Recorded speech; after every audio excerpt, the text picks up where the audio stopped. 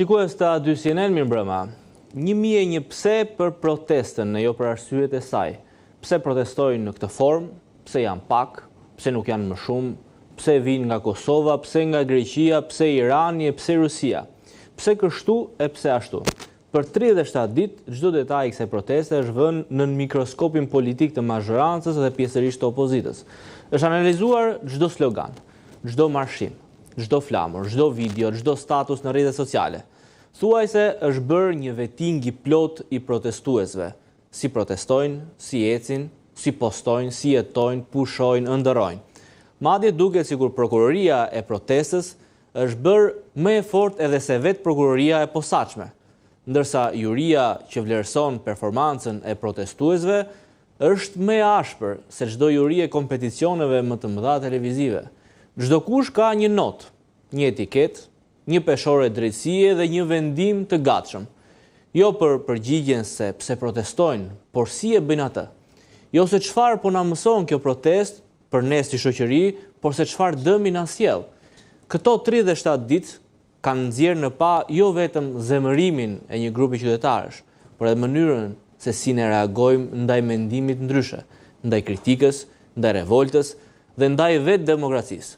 Që në ditën e parë, kur nisi kjo protestë, ne kemi zgjedhur që studioja jonë çdo emision që kemi realizuar të jetë një copës e sheshit, jo për të ndërtuar podiume as gjyqje televizive, por për të dëgjuar, kuptuar, argumentuar dhe mbi të gjitha për të nxjerrë mësime në përpjekje për të mos pyetur vetëm pse, po për të gjetur edhe sepset, shpjegimet që duhen sot për të kuptuar se ku do të shkojmë nesër. Inserti dhe rikthehemi.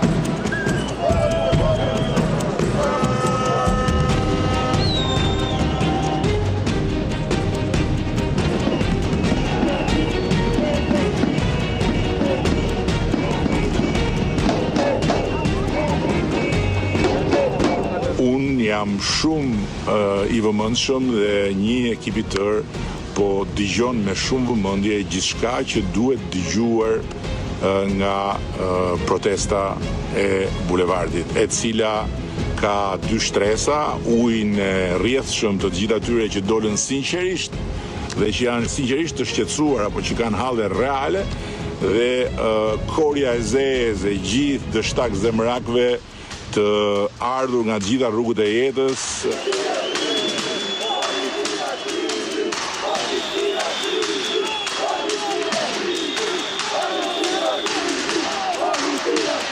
Asnjë ndërhyrje në punët e saj. Nuk është protesta jonë dhe e drejta dhe morali duhet të ishin të pamshirë ndaj atyre që përpiqen t'ja u kapin apo manipulojnë atë protestë të rive shqiptarë.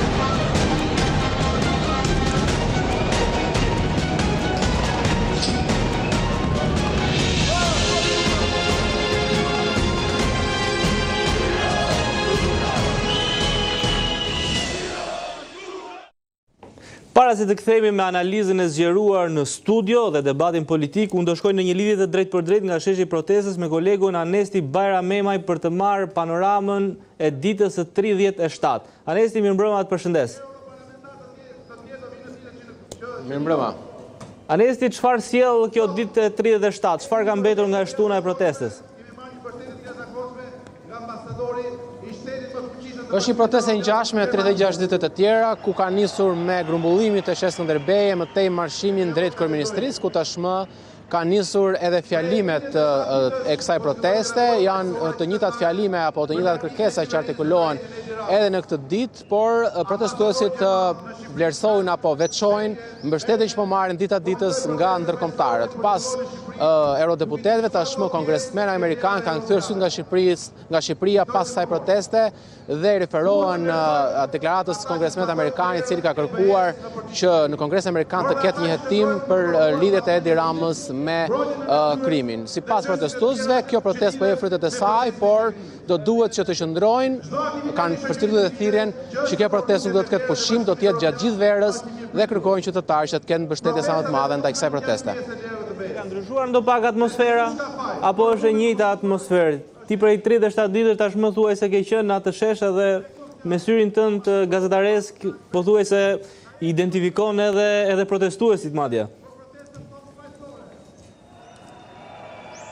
Ka pasur luhatje protesta, nuk është e njëjta nga dita në ditë, edhe protestuesit tashmë kanë ndryshuar disi, nuk është më vetëm pjesa e rinisa ajo që del në proteste, Gen Z siç është quajtur, por tashmë ka qytetarë nga gjitha grup moshat. Edhe ditën e sotme është një protestë që përfaqëson të gjitha shtresat të shoqërisë, të gjitha grup moshat, janë qytetarë të cilët kanë thirrje të ndryshme, nuk janë vetëm thirrjet për mbrojtjen e natyrës, por tashmë është një protestë që ka kaluar në kërkesa politike dhe në kërkesa personale, her pas here mbajnë në duar qytetarët me pankartat të tyre kur kërkojnë dikush rroga më të larta, dikush pensione më të larta, dikush një jetë më dinjitoze, por përmblidhen apo kanë emërues përbashkët kërkesën për dorëheqjen e kryeministit Edi Rama.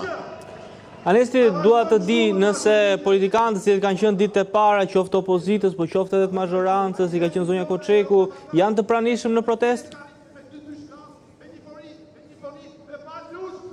Kam vëzhguar në këto minuta këtë protestë dhe rezulton se vetëm përfaqësues të ndryshëm të opozitës ndodhen në shesh, ndërkohë zonja Koçeku ka qenë e pranishme vetëm në protestën barkombëtare të 20 qershorit, ditët e para kur ajo nisi shkëputjen nga Partia Socialiste, ndërkohë nuk është parë më në sheshin e protestës, por e ka mbështetur këtë protestë në mediat sociale, duke qenë edhe pranishme në një takim në Parlamentin Evropian ku ka folur për protestën dhe për kërkesat e protestuesve. Nga ana tjetër, përfaqësues të ndryshëm Partisë Demokratike ndodhen çdo ditë në sheshin para kryeministrisë dhe ka nga ata që kanë qenë edhe në marshimin që qytetarë zhvillojnë çdo mbrëmje ku kanë pasur destinacione të ndryshme, ku ditët e fundit ka qenë komisariati numër 3 destinacioni për të kërkuar lirimin e protestuesve të arrestuar, që tashmë pjesa më e madhe e tyre janë të lirë dhe pa mas sigurie.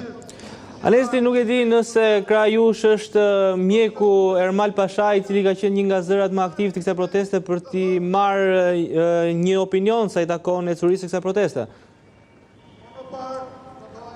Si gjithmonë me Zoti Pashaj është krahme dhe ju dëgjon dhe mund ta pyesni. Zoti Pashaj, ju përshëndes nga studiot e A2 CNN. Doktor, si është shëndeti i kësaj proteste? Edhe një herë të lutem nuk u dëgjova. Si doktor, si është shëndeti i kësaj proteste? Besoj që shëndeti i protestës është i plot, i gjithë ka shtrirë dhe prezent akoma në tonusin e tij më të mirë, mendoj. Është në le të themi është një protestë e cila Po ju dëgjojmë. Kjo është një protestë e cila po ushqehet nga ato vlera të qytetarisë dhe të kërkesës plotësimit të nevojave tona të legjitimuara, të cilat për fatin e keq, duke dashur ta kalojmë pak në kontekstin e ironisë, ne duhet jemi falë çfarë do lloj lëvizje të politikës shqiptare e cila nuk po jep atë kontributin që duhet jepte për t'i plotësuar këto kërkesa, të cilat po përshëndeten nga europianët ditë në ditë. Janë disa kërkesa të cilat shprehin qartë vullnetin e popullit shqiptar për të qenë denjësisht në Europë dhe për të qenë realisht në Europë, jo për të patur një fasadë e cila kamuflon mekanizmat ndryshëm të një ane apo anës tjetër politike, qëndresa e përditshme e qytetarëve në shesh pavarësisht ulje-ngritjeve të numrave tregon që konsistenca vazhdon dhe që kjo është një nga elementet më vërtetues se e gjithë masa popullore kërkon realisht aderimin në Europë. Doktor, rezistenca vazhdon, si thatë ju, cila është receta që ju e shihni si më eficiente për suksesin e kësaj proteste?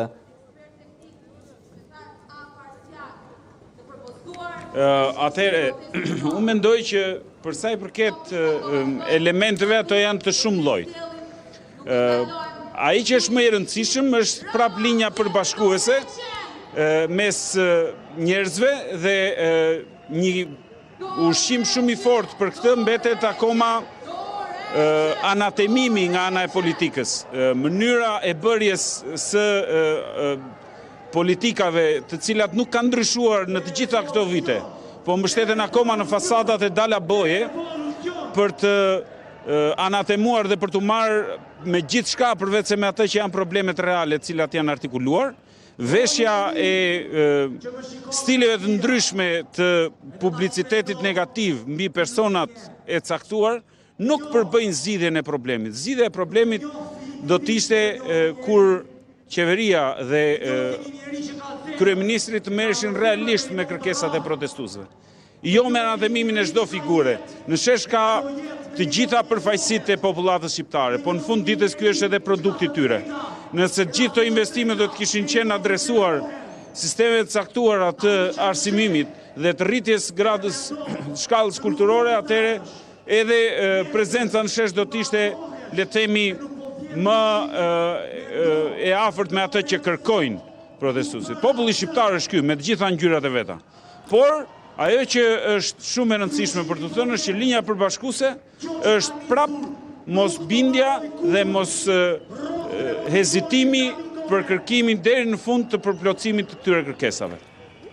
Doktor, ka pasur një grup nismëtar që është mbledhur një takim të ashtu quajturin Kuvendin Kombëtar i Protestës. Keni qenë i ftuar, jeni interesuar për të, cila le të themi është domethënia e këtij organizimi? Nisa të thoja pak më parë që situatat cilat i përbashkojnë qytetarët në këtë shesh janë nevojat për aderimin në disa ligje dhe konventa europiane. Të tilla lloj fenomenesh janë fenomene cilat kalojnë absolutisht nëpërmjet institucioneve. Sigurisht të gjithë kanë të drejtën të mblidhen dhe të krijojnë le të themi strategjitë për mbrojtjen e protestës, po ama grupimet caktuara nuk janë gjithë përfshirëse në sensin sepse nuk vinë nga një zgjedhje. Dhe mendoj që gjithë secili këtu ka të drejtën të mlidhet, të diskutojë, të krijojë ide, po nuk besoj që kjo pjesë le të themi është përfaqësuese legjitimuar e protestës dhe të tilla lloj fenomenesh lën kohën që gjejnë. Që do të thotë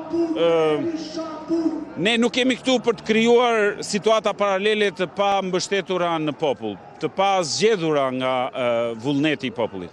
Do të kishte qenë shumë e udhës nëse këto element do të ishin zgjidhur brenda parlamentit, pasi do të mjaftonte sipas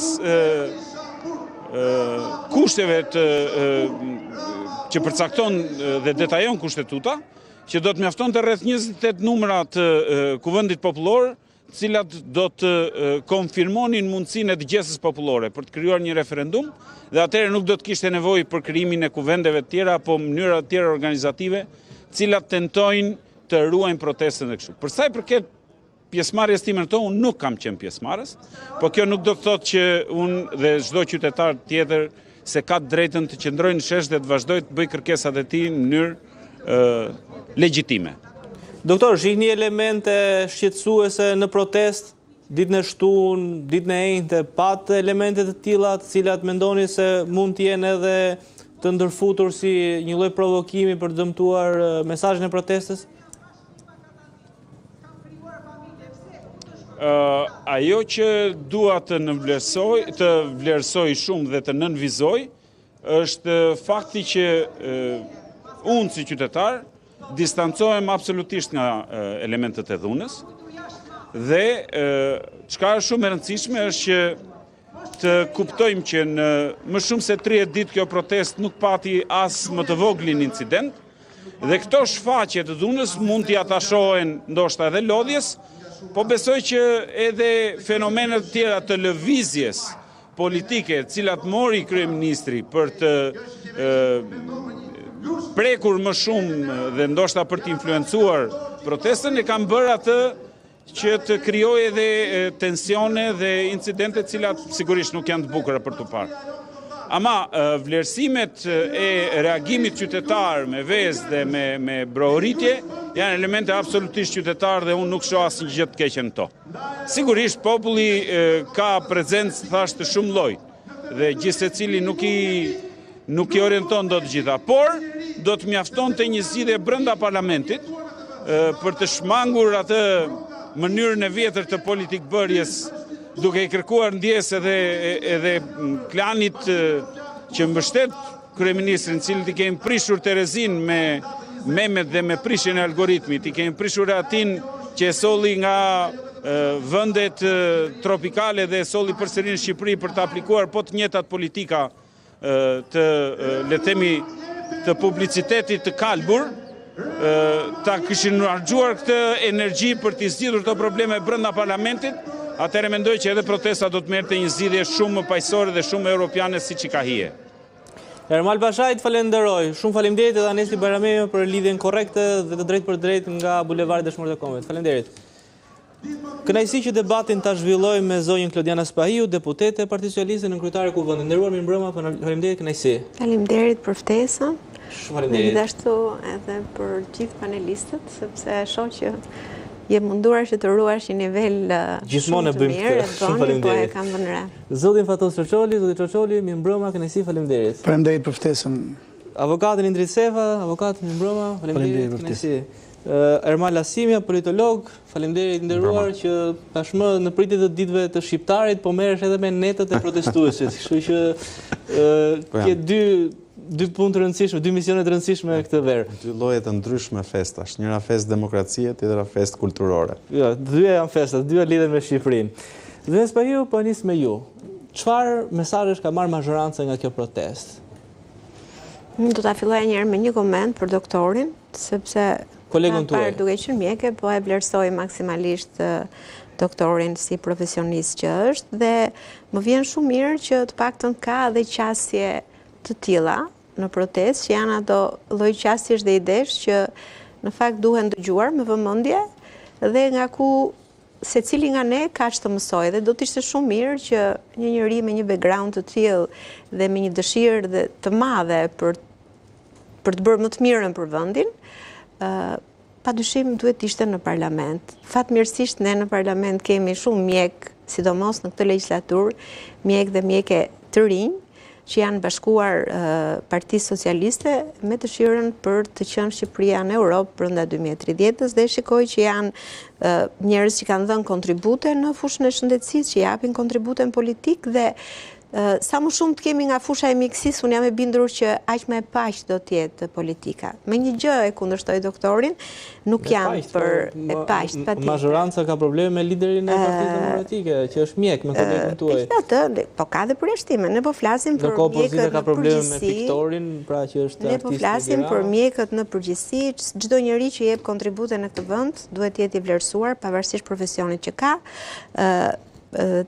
Doktori ndoshta në të ardhmen do të jetë pjesë e politikës, do të jetë shumë mirë që të drejtojë një forcë politike me vizionin dhe me idetë që ka, por tashmë ne jemi në një rrugtim shumë të qartë dhe e dim shumë mirë që mosbindja, që ishte një alternativë, është një alternativë jo e pranueshme jo për Partinë Socialiste, por besoj që për pjesën më të madhe të shqiptarëve, të cilët na kanë mandatuar, nuk po fuz vetëm Partinë Socialiste, por na kanë mandatuar, po them gjithë deputetët e Kuvendit të Shqipërisë, për ta çuar vendin përpara dhe që ne në brenda vitit 2030 të kemi Shqipërinë në turizmin europian. Po pse mendoni se dolën qytetarët në protestën e Në fillim, ja ta mbaroj mendimin tim edhe ta shpjegoj unë se po, ju e dini shumë mirë se si nisi protesta, kjo është dita e 37 dhe mbani mend shumë mirë se nisi protesta 3-4 ditët e para, si ishte pjesëmarrja, cilët ishin pjesëmarrësit në protestë dhe cilët janë sot. Pra diferenca është shumë e madhe.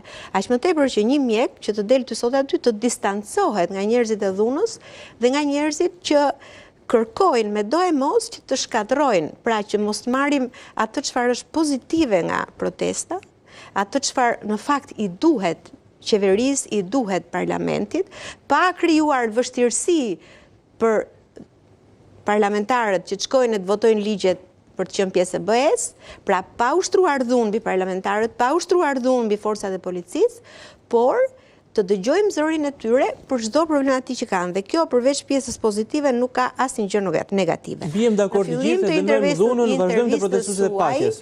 në fillim të intervistës suaj ju përmendët ndërkombëtarët. Do ishte shumë mirë që të jemi shumë të kujdesshëm kur përmendim ndërkombëtarët, sepse ne të paktën për kaq punë sa është bërë në gjithë këto vite, kemi një mbështetje maksimale, sidomos nga vendet të rëndësishme që janë antarët e Bashkimit Evropian. Ne vetëm sot patëm një takim me kryetarin dhe me gjithë ekipin e komisionit të parlamentit të Asamblesë Parlamentare Franceze që drejton komisionin Si ja shpjegoni protestën? Si ja shpjegoni?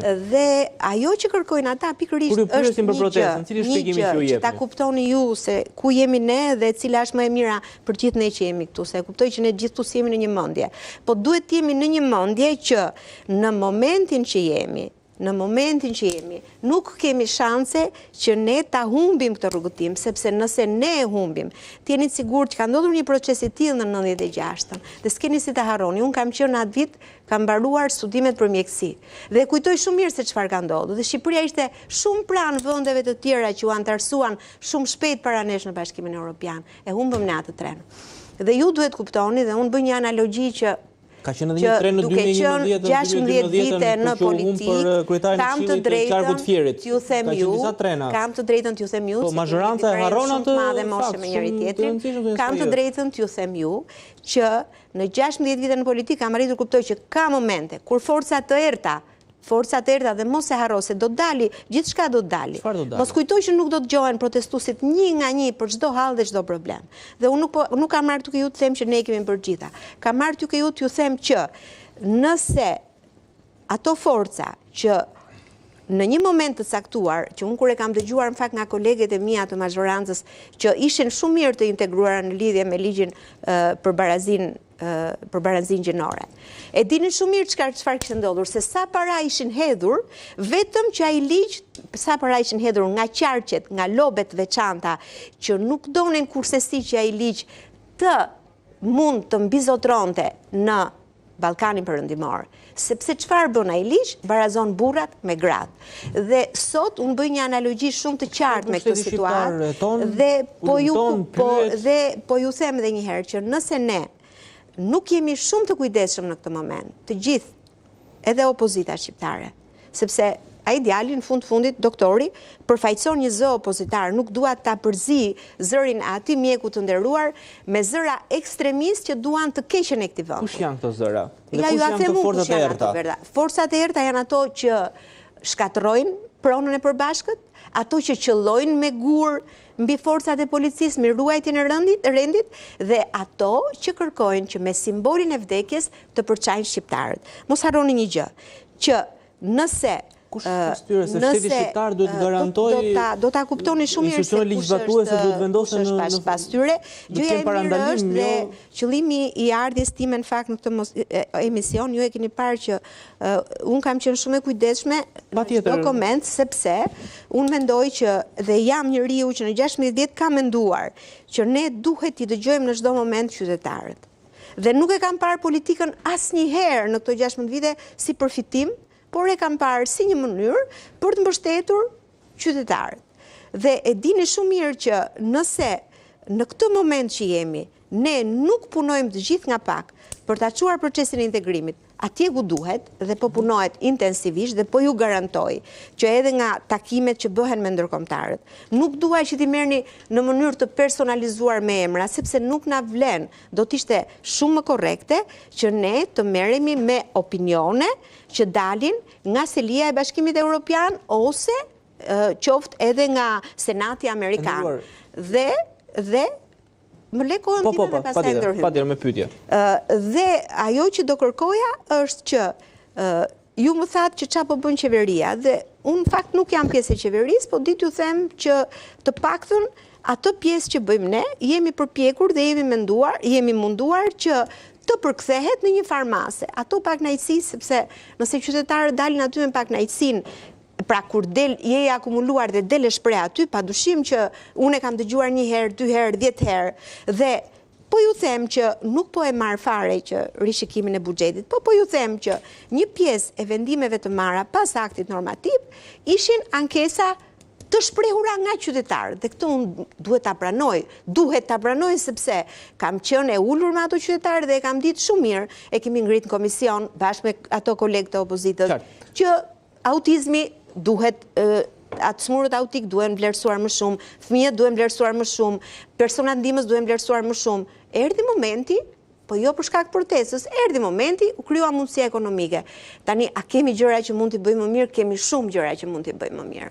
Dhe unë për këtë gjë mendoj që duhet bashkojmë energjitë pozitive që na jep ajo protest dhe të bashkojmë mendjet pozitive që e duan Shqipërinë. Energjitë pozitive qytetarët i kanë bashkuar me ju në 2013, i kanë bashkuar me ju në 2017, i kanë bashkuar me ju në 2021, i kanë bashkuar me ju në 2025, tashmë kërkojnë të tjera përgjigje.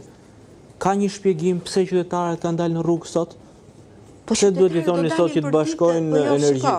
Ju nuk kuptoni... Cilat janë këto forcat e errta për cilat folët? Për forcat e fola, për ato forcat të cilat janë iraniane, janë serbe, greke, çfarë dini ju që ne do na... që ne kemi dhe shtete me cilat ju e dini shumë mirë që i kemi prishur marrëdhënie diplomatike.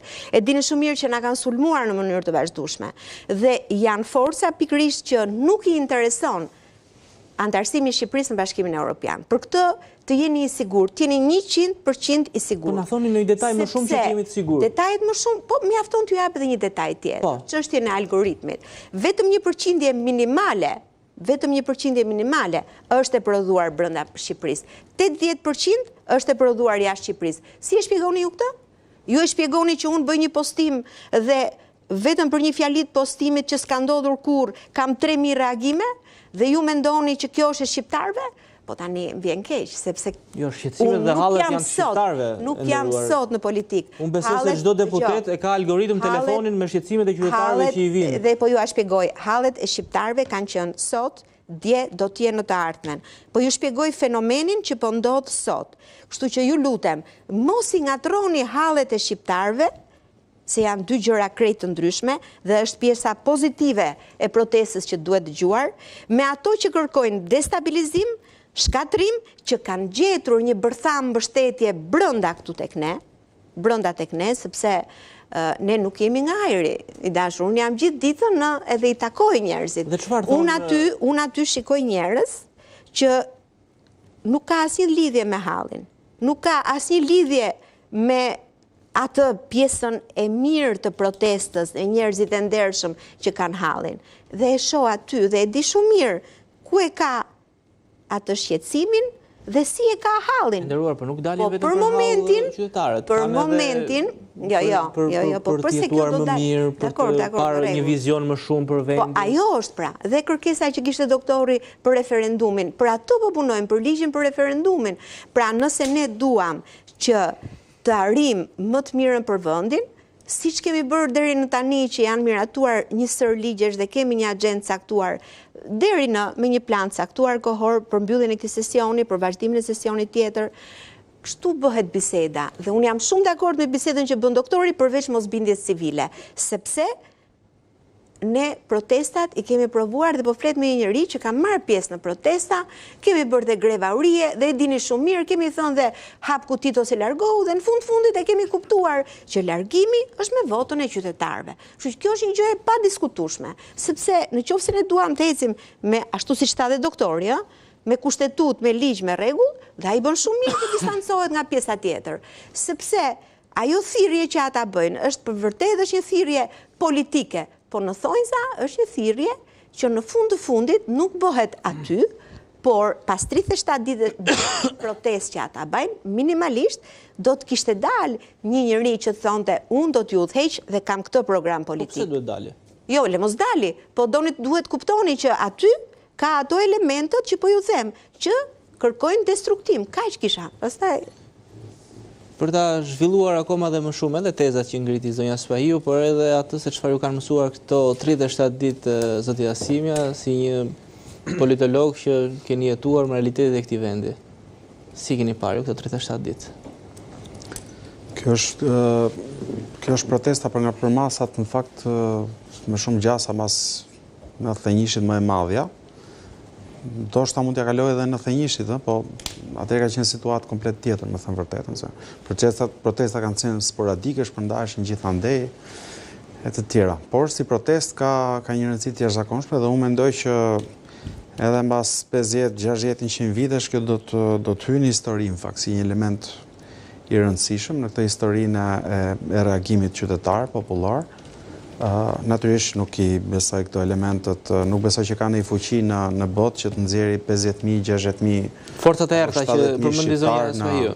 Jo, kam qenë protest vazhdimisht, kam folur me njerëzit, i kam pyetur dhe nuk shoh aty agent iranian, serb, grek e tjerë dhe nuk mendoj që ka ndonjë shtet të huaj i cili të ketë kaq pushtet mbi të rinjt shqiptar, mbi qytetarët shqiptar sa të nxjerrë aty. Po të kishte do na kishte marrë lumi prej shumë kohë, sa herë që kemi pas pakënaqësira me qeverisjen ose kemi pas situata problematike. Edhe me këto shtetet për të cilën folëm përpara, kemi pas probleme edhe më herët, nuk është rasti i parë që kemi probleme. Pra, ajo që unë shoh dhe besoj që e shef gjithkush që del aty në protestë, e kupton shumë qartë, edhe kur shef prindër që dalin me fëmijët e tyre, familjarisht e tjerë, shumë e vështirë që këta njerëz të nxjerrësh aty thjesht me algoritmin ose të nxjerrësh pastaj aq më pak me ndikime nga shtetet tjera me cilat ne jo vetëm që s'kemi asnjë lloj lidhje, por në fakt jemi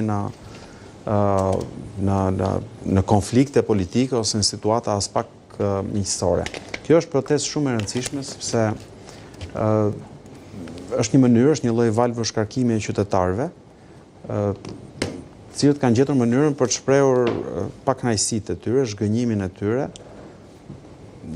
për gjithë tranzicionin, jo vetëm aktualisht, pavarësisht se kërkesa e tyre kryesore është për largimin e kryeministrit, dhe është diçka që shkon përtej zgjedhjeve, aq më tepër duke pas parasysh që ne nuk kemi pas zgjedhje normale në Shqipëri. Do të mos bëjmë sikur kemi pas zgjedhje ideale në Shqipëri, kemi pas zgjedhje që qartësisht kanë qenë jo normale. Kushdo që është futur dhe ka analizuar, qoftë faktorë ndërkombëtar, ata që janë të specializuar për këtë, ose BE Odiri, por edhe të tjerë, që kanë konstatuar problemet të jashtëzakonshme në zgjedhjet, problemet të njësimit të partisë dhe shtetit, problemet përdorimit të administratës, burimeve njerëzore dhe financiare të administratës, bashkëpunimin me krimin e organizuar për të mbledhur vota, me klientët e qeverisjes, ata dhe një pjesë atyre që shpesh populli konsideron dhe si oligarkë, që financojnë në fakt masivisht parti politike, financojnë edhe lobbying jashtë vendit. Edhe lobbying. Edhe në institucione shumë të rëndësishme, po patjetër, kjo është praktike e njohur, por shqiptarët e kanë çuar në një nivel edhe më të lartë, jo të gjithë shqiptarët kuptohet, ata që kanë nevojë për një mbështetje të tillë, që nuk e gjejnë veten rehat me mbështetje normale të marrë nga zgjedhjet. Pra, kjo protestë është shumë e mirë dhe për diçka tjetër, me thënë vërtetën, përtej asaj çfarë kërkon në këtë moment, dorëheqjen e qeverisë, zgjedhjet, qeveri teknike, zgjedhjet lira dhe të ndershme. Është shumë e rëndësishme sepse në fakt përtej situatës aktuale është një formë e qartë paralajmërimi për çdo qeveri që do të vijë në të ardhmen. Edhe sikur të ishte një qeveri sot e opozitës, e partive që janë sot në opozitë, të vinte, unë jam i sigurt që edhe sikur sot të vinin këto parti. Pra ka vendosur një piramidë vlerash, thonë ju. Pikërisht, ka vendosur standard të ri. Ka vendosur standard të ri. Dhe cilat do qeveri që do vinë në të ardhmen, s'ka rëndësi kujt partie do të jetë. Okej? Sot e ka të qartë që në qoftë se arrin një pikë të caktuar, shqiptarët janë në gjendje të ngrihen në protest, janë në gjendje të mobilizohen masivisht dhe t'i dalin për zot edhe vendit të vet. Asimja, ju vetë e vendosni një vit kuqe për aktet e dhunës? Këtë që përmendi edhe zonja SVI? Patjetër. Unë nuk jam fansi i dhunës në format e veta.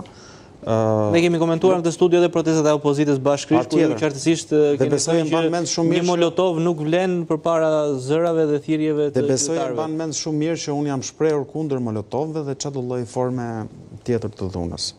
Dhe jo vetëm te studio, por edhe në studio. E dëmtojnë kauzën e protestës? Patjetër, po të kemi parasysh që protesta aktuale, merret vetëm krahasoni këtë protestë madhe me protestën e fundit të madhe që është bërë me atë 21 janarin e famshëm, për të kuptuar pastaj dallimin midis logjikave të protestave dhe për masave të dhunës e tjerë.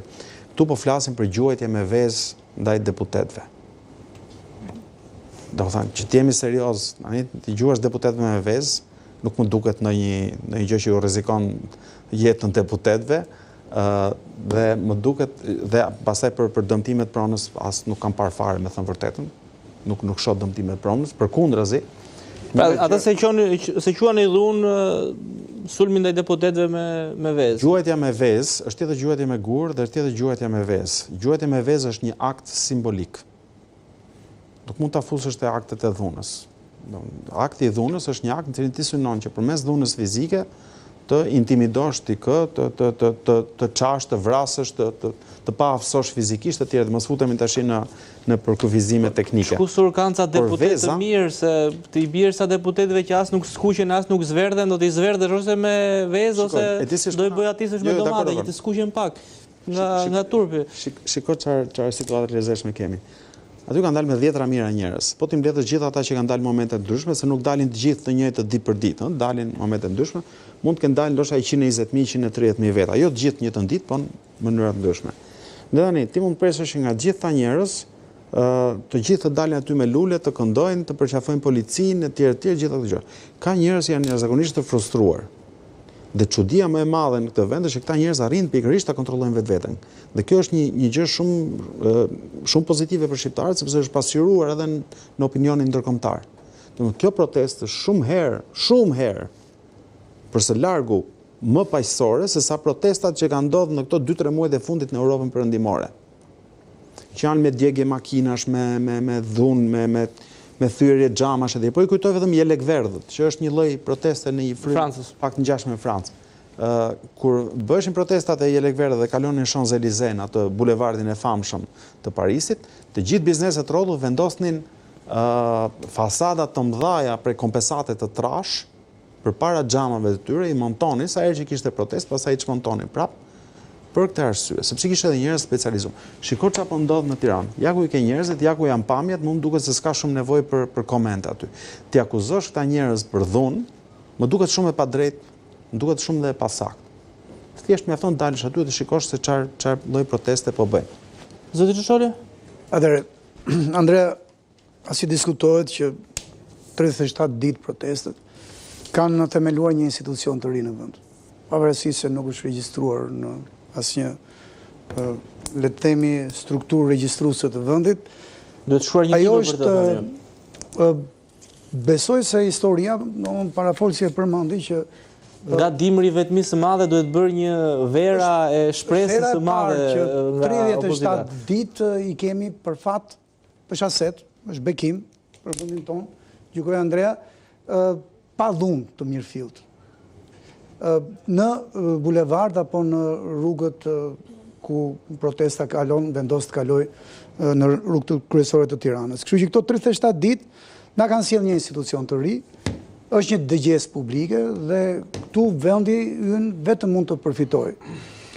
Pastaj me guerile vezësh, pavarësisht se nuk është, si thua, dhunë mirëfillt, është një formë që nuk është hera e parë që po praktikohet në vendin tonë, vetë nga fjala, si thua, forma e protestës me hedhje vezësh apo shishe uji, të jep të kuptosh që kërkohet të pengohet diçka. Çoçoli, thellë në vetveten tënde.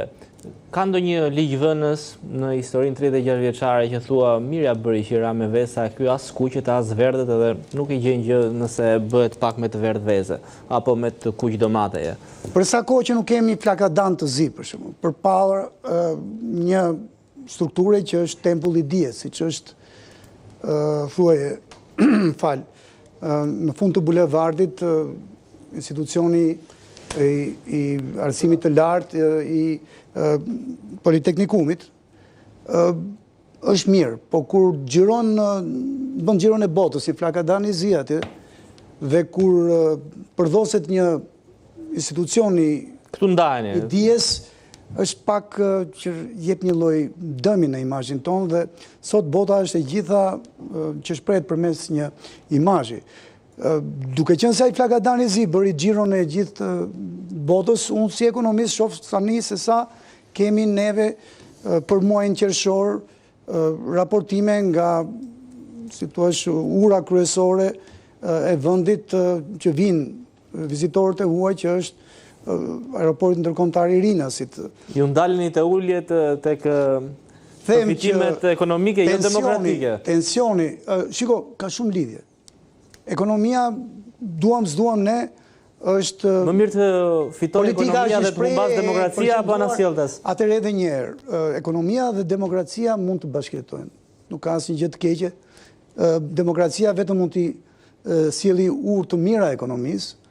Prandaj në këtë kuptim, një protestë paqësore i bën mirë imazhit ton, por kur kjo protestë për arsye të tjera që kanë të bëjnë me kërkesat politike të saj për 37 ditë, i dashur Andrea, për cilët në gjigantët ndërkombëtar të shihni edhe ju forcat e errta, zoti Çoçoli, që kanë ndjekje me 10 milion, në mos 100 milion teleshikues në gjithë botën, si një protestë kundër 2 investimeve strategjike për ne, atëherë po, këtu ne kemi një dëmtim të interesit ton strategjik. shihni forcat e errta, Çoçoli?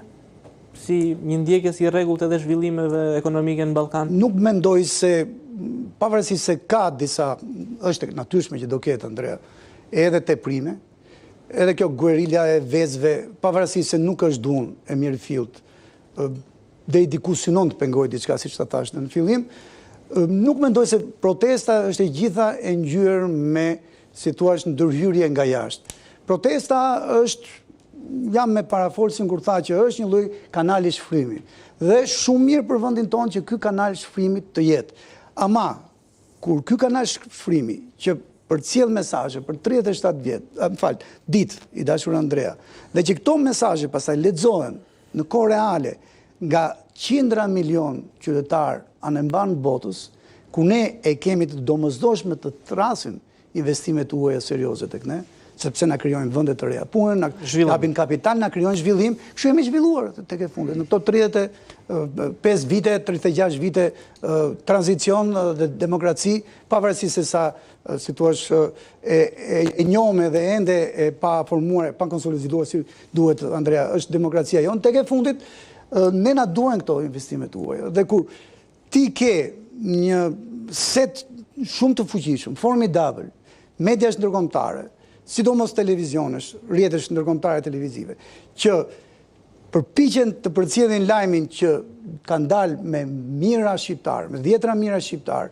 në rrugët kryesore të kryeqytetit, për t'i thënë jo, Shqipëria nuk është në shitje, ndërkohë që sot ekonomia botërore, mënyra moderne e të bërit ekonomi është të ftosh të huajin strategjik serioz dhe t'i japësh mundësitë atij apo asaj që me riskimin e kapitalit këtu të ndihmoj ekonominë tënde. Në këtë kuptim them që kjo protestë ka 2 anë. Ka anën e bekimit për anën e paqë të saj dhe shfrymin e pakënaqësive qytetare. Jam prapë edhe me parafolsi, nuk ka të bëjë vetëm me këto 14 vite. Ka të bëjë me 36 vite të tranzicion të dhimbshëm dhe shumë problematik. Ne i kemi dëgjuar edhe ke, si thua, ajo historia e histerit personale që kanë dhënë folës në protestë. Shumica, ndoshta edhe mbi 8 në 10 histori të tilla kanë të bëjnë me situatë të kalurën e trisht të emigracionit, me privacionet që ata kanë hequr. Në këtë kuptim, ne kemi probleme shumë të mëdha. Ky institucion të vijoj, është një institucion legjitim, nuk ka nevojë të regjistrohet në gjykatë për të qenë i tillë, sepse ka çfarë? Ana e parë është një protestë rinore, e para herë që nga 91, jam shumë dakord, që po zgjat 37 ditë, është tërësisht paqësore, pavarësisht nga këto teprimet e guerileve për te trupit të protestës, por ama dëmi që sot Shqipëria, vendi jon, adeu ynë, ka nevojë për çfarë? Qëndrueshmëri, qetësi, siguri. Dhe pavarësisht se është paqësore, shiko, i bëjnë mirë, po them, do të jap edhe një përcaktim tjetër, është gandizmi modern. Një lloj gandizmi modern është. Kur je i paqët, kur e kërkon diçka tërësisht në mënyrë demokratike, sipas dëmi është në atë se çfarë është përcjell lajmi për këtë protestë. Pra, nuk është dëmi tek ne, pavarësisht se kërkesa kryesore është thellësisht politike. Dëmi është ke mënyra se si është portretizuar në këto 37 ditë. I dashur Andrea, kjo protestë si çfarë? Si shfrymi shqiptarëve, shfrymi i brendshëm personalit tyre, sepse nuk duan që vendi më i varfër e Evropës, që unë nuk jam dakord, sepse unë jam ekonomist dhe bëj llogarit, nuk jemi vendi më i varfër i Evropës. Kush nuk do, të gjithë duan që Shqipëria të ecë përpara. Jo, e kanë portretizuar si një vend të varfër ku antarët familjes Trump, mediat gjigantët ndërkombëtar të informacionit, kritik me presidentin Trump, antarët familjes Trump kërkojnë që të shfrytëzojnë mjediset të mbrojta. Po çfarë të bëjnë tani protestuesit? Të garantojnë dhe narrativën e medjave ndërkombëtare apo shojnë hallin e vet aty në protestë? Protestuesit të vazhdojnë të jenë paqësorë, mos të protestojnë. Me qenë se më pyetën, nëse do dali lajmi në media. Jo, të falenderoj se e hapen në formë debati, jam shumë dakord. Protestuesit të bëjnë atë që kanë bërë për 37 ditë. Pra, të vazhdojnë në kërkesat e tyre. Patjetër. E bëjnë një kërkesë kanë, vetëm një kërkesë. Qeverisjen. Nuk ka 20, një kanë. Po, një kanë vetëm. Përcjellja një kërkesë është. Anën e kryeministrit japi opinionit publik ndërkombëtar. Po çfarë i bëjnë opinion publik ndërkombëtar ata? Si mund ta Po shumë të vërtetë, sepse protestuesit tanë janë shumë dua të përmbys Kazanin. Protestuesit janë shumë të drejtë për drejtë me kërkesën e tyre dhe thonë kemi vetëm një kërkesë, dorëheqje. Po të jap edhe një shifër nëse unë ekonomist jam dhe mbledh patjetër. 195 tituj të mediave ndërkombëtare, gjigantëve, janë të gjitha. Shqiptarët protestojnë kundër 2 investimeve luksoze të pjesëtarëve të familjes. Po jo, pra se ashtu e bëri qeveria, pra që ditën e parë, qeveria dhe kryetari i opozitës dolën thanë që është protestë e Sorosit kundër presidentit Trump. Do zoti Dangli ka thënë kështu kryetari i opozitës dhe qeveria po. Që është protestë kundër investimin. Tani një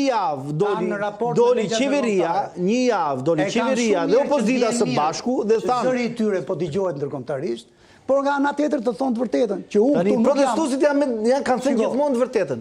Duan vetëm kanë vetëm një kërkesë, dorëheqjen e kryeministrit. Jo me Domingo, janë çik më në këto ditë të fundit. Është quajtur revolucion, është mbi quajtur nëse dëshiron që të mos jetë e vërteta. E vërteta është që nga dita e parë dhe ti e di shumë mirë, ka pas një kërkesë, thjesht politike. Dorëheqje. Pra, edhe një herë, dorëheqja e një qeverie, e një Kazani, ku nuk të pëlqejnë gjella që ky Kazan përgatit, është një kërkesë politike. Po pra, janë konsistent, ka vetëm një kërkesë, dorëheqje. Për 37 ditë rresht është që këta qytetar po dalin sepse kanë hall që jo pra, s'është e vërtetë. U prishet folia pelikanëve, kanë hall që ky vend i varfër. Nuk është fare. Jam shumë dakord që edhe ajo është. Por ama jo ishte gjeneza, ata thanë që kjo është pasojë. Përmbysja e Kazanit ishte një kërkesë tërësisht. Megjithatë dalin disa njerëz çoçoli në konflikt me ligjin, të cilët praktikisht në rast se një media që mendon gjithë furtunë, nuk është edhe media ndërkombëtare nuk do të përcjellë të pasqyrojë të vërtetën, gjën e parë duhet të thoshte që është ne nuk do japim leksione medias ndërkombëtare. Ajo ka ajo ka pronarët aksionerë ka gjendë politike dhe media ndërkombëtare, ka gjendë politike. Ndjekin pikërisht agjendat e tyre. S'mund ta kenë gabim gjithë mediat e botës çoçoli tani. Që shiko, mua më bëhet qefi që po më vjen kamera jote dhe po më ndjek në protestën time paqësore, po unë nuk e kam aq hallin tek pelikanët që po më largojnë. Po kush i ka pyet ata? Do ta dish, i dashur. Kush i ka pyet? Jurist. Jam kam pyet mua ta. E di kush i largon pelikanët tanë të dashur, siç kanë ikur edhe nga ishulli Mykonos, se kanë qenë përpara, para 60 vjeç para, sa bëj aeroporti i parë ndërkombëtar turistik i Mykonosit. I largon pikërisht fluturimet, zhurma e fluturimeve ajrore. Do më thënë, dhe licenca aeroportit do një është e palishme. Në rregull, dakord. Pikërisht. Edhe këtë çfarë duam të bëjmë? E pranojmë këtë, nuk ka problem. Katolikë se papa duam të bëjmë? Jo, pra, të rinë pelikanët rehat dhe ne të mos zhvillohemi. Të duam, në këtë kuptim, unë them që kjo lëvizje e harroi pelikanizmin, e harroi revolucionin paqësor, për fat keq në një lloj teprimi jo dhe aq nuk ka të bëjë me dhunën, jam shumë dakord. Do të pranojmë në gueridje, në gueridje. Jo më pranoj se kryeministri tha gjë të vërtetë domethënë. Dhe pa 2013 ta ka qenë puna e gjithëtisë edhe e turizmit të motorit të merat. Po ta pranoj vetë. Ja të dëgjojmë pak sefën. Ta pranoj vetë. Le të jetë e parë, le të jetoj sa të kemi jetën tona. Shiko. Ta dëgjojmë sefën? Unë që ditë e para që kam marrë në studion tënde kam thënë që është protestë politike. Po. E kam trajtuar që ditën e parë si protestë politike. Ato janë pasoja pastaj. Pelikanët, ose flamingot janë pasoja si pasoj e keq qeverisjes. Do më thënë, këto investime, pranimet e këtyre investimeve, ose shkelja e ligjit për t'i bërë këto investime, janë si pasoj e keq qeverisjes dhe korrupsionit. Dhe qytetarët e kishin identifikuar fare mirë këtë gjë. Thoshin si pasoj e keq qeverisjes, ne kërkojmë t'japi dorëheqjen kryeministri. Kaq, se pastaj gjitha problematikat e tjera zgjidhen nga ana demokratike në mënyrën kushtetuese, siç e përcakton ligji. Por një kërkesë ishte ajo prioritate, dorëheqja e kryeministrit. Ata nuk tanë shfuqizojnë një ligj ose shfuqizojnë ligjin tjetër. Ata e bën më vonë, gjithë procedura që do ndiqet në kuvend. Por kërkesa e protestuesve ka qenë që kryet herës dorëheqja. Dhe pastaj doli kryetari i opozitës, doli qeveria, thanë iranianët, ky është protestë kundër Trumpit, doli opozita tha Soros i ngre këta njerëzit kundër Trumpit se aty do bëhet një investim serioz nga dhëndri i Trumpit. Tani edhe pastaj media ndërkombëtare ç'a do të bëjnë? Nuk do besojnë udhëheqjen tonë të lartë, do ta besojnë. E bën që ditën e parë. Po e bëri politika pra, e bëri politika. E deformuan e bëri politika, edhe të gjithë investimet. E gjithë investimet dhe tek shinat e emisionit, tek të drejtat e protestuesve dhe tek të drejtat e policisë. Kemi parë edhe dita e shtunë, edhe dita e enjte, ju si avokat mund t'i bëni një interpretim ku fillojnë dhe ku mbarojnë të drejtat e një protestuesi? Shiko, normalisht ligji për tubimet dhe përcakton fare qartë se si do të marrët leja, kush mban përgjegjësi e gjitha merat. Problemi është që në njerëzit aty janë njerëz të cilët kanë nga problematika nga më të ndryshme. Po të marr rastin e Altin Hilës. Tani ç'a mundet thuash ti për atë qytetar? Kush e ka sjellë ata? Kush Irani, Greqia, Serbia apo halli i familjes vet që i ka zënë derën? Ai ka një hall që nuk i urohet askujt. Tani ai del aty se ka një maraz zotëri, ka një çështje që do t'i japi zgjidhje. S'po marr me emër konkret, po ky person u ndalua nga policia. U ndaluan protestë. E dini ju që në 95% ose 99% të rasteve që vjen për mas sigurie nga policia, nuk ka asnjë provë, nuk bën asnjë hetim policia. Një kamerë, një video të gjejë identifikoj se çfarë veprimi të dhunshëm ka bërë ky protestues që del në mas sigurie, që rrit 3 ditë i paraburgosur. Prokurori thotë kështu kanë ardhur letrat nga policia, sepse nuk ka bërë asnjë hetim për të kërkuar caktimin e masë. Edhe gjykata që i nxjerrin se nuk ka asnjë provë. Nuk ka dosje asnjë provë. Po thonë, ka qenë protestë, ka goditur policin. Polici duke qenë se është dhe konstatues, bën raport shërbimi policie dhe i dërgohet me një raport shërbimi. Po nuk funksionon ashtu. Janë edhe bën raporte fiktive. Po patjetër, bën raport. Takuar një polic që kishte bërë një letër të tillë dhe më ka thjesht më ka detyruar për të bërë këtë gjë. Tani unë po them është ndosje gjyqësore, nuk ka asnjë kamerë, asnjë video, asnjë material filmik. Prandaj edhe dalim nga gjykata. Ke qenë se ti ke qenë edhe avokati shumë protestuesve. Prandaj dalim, nuk kam, po ta garantojmë që nuk kam. Kam vetëm raportet e policisë së shtetit. Tani edhe policia e shtetit, ata nënash janë, mos edhe ata nuk duhen dhunuar, se ata janë funditës. Por paktën ta marrë dhunuesi, jo një protestues i zakonshëm. Po kjo pra është detyra e policisë së shtetit, pra ta identifikoj. Jo këtë zotrin tani që del aty edhe i lë fëmijët vetëm në shtëpi. Tani çështja është diferencë shumë e ngushtë midis edhe raport shumë i vështirë për të përcaktuar kjo gjë. Por patjetër që duhet policia e shtetit të jetë shumë e kujdesshme. Unë kam respektin maksimal për policinë e shtetit sepse ata janë binë nënas aty në funditës, ata janë për garantuar sigurinë tonë. Edhe sa më suksesshme të jetë policia e shtetit, aq më mirë është dhe për ne, për gjithë qytetarët dhe për ata që janë aty. Sepse edhe ata duan që të ketë një forcë policie sa më cilësore, sa më garantuese drejtave të tyre. Kjo është e para. Unë do ta nisja pak edhe me atë që tha edhe deputeta, zonja Spahiu, tha që në fillim e nisi tha që ka qarqe të errta. Forca të errta. Po, forca të errta që edhe mori edhe një shembull në 96. Ta ishim shumë pranë, me çfarë vërtet kemi qenë shumë pranë në 96. Ishim realisht shumë pranë për tu integruar në Bashkimin Evropian. Ndodhi ajo që ndodhi, e dini fare mirë çfarë ndodhi, edhe erdhi Partia Socialiste në pushtet, mas 97-s. Protestat i organizoi Partia Socialiste gjitha me radhë, erdhi Partia Socialiste. Unë nuk shoh protestë organizuar nga Partia Demokratike. Madje u mendoj që Partia Demokratike në këtë rast e ka dëmtuar thelbin e protestës. Pse? Ditë e para protesta ishte shumë e bukur, ishte një protestë e cila u bë shumë tërheqëse. Identifikoi gjithë qytetarët e pan veten aty në protestë. e pan veten që ishin pjesë e asaj proteste. Ju duk vetja sikur ata qytetarët me ato thirrje të paorganizuara, pa mikrofon që s'dionte njëri fare, vetëm me prezencën atyre e shikonin veten që ishin pjesë e asaj proteste. E shikonin që edhe halli e tyre po transmetojnë atë protestë. Ç'a bëri? E mbani mend ju që zoti Rama filloi dhe bëri takime antimitingje si Ramizalia në kohët, si ata që merrnin busin e Verit nga shkolla e bashkuar dhe nxirrnin për ta vendosur në qendër Tiranës në 91-shin. Dhe filloi të merrte në përgojë qytetarët, influencerët e gjithë me radhë. Aty e pash realisht me aq sa njoh unë politikën paktën, pa aq me sa njoh edhe gjithë vite zotin Rama, e pash realisht rrezikuar, sepse nuk po dinte se si ti përgjigjej. Sot Edi Rama e di si përgjigjet kësaj proteste. E ka të qartë. E ka planin, domethënë e di. Ju e pat në fillim, javën e parë kërkonin kush është drejtuesi. Seva, sa i takon edhe forcave të ta mbaroj, këtë është shumë interesante.